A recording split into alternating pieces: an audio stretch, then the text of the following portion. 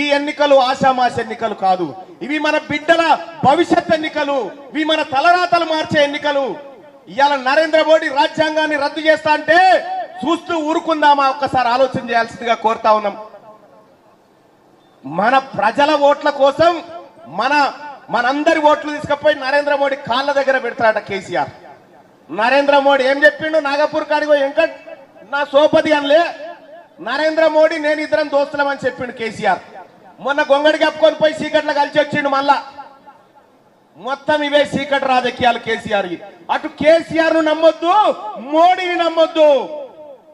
ఆ తల్లి సోనియా గాంధీ ఒక ఆడబిడ్డ మాట ఇస్తే ఎంత కట్టుబడి ఉంటుందో ఆ తల్లి సోనియా గాంధీ మాట కూడా అంతే కట్టుబడి ఉంటుందని చెప్పి తెలియజేస్తూ, మహిళా సోదరిమణులారా, మీ బంధువులకు పోయి చెప్పినారి బస్ కిరాయి ఫ్రీ, పోయి చెప్పినారి ఏం జరుగుతా ఉందో.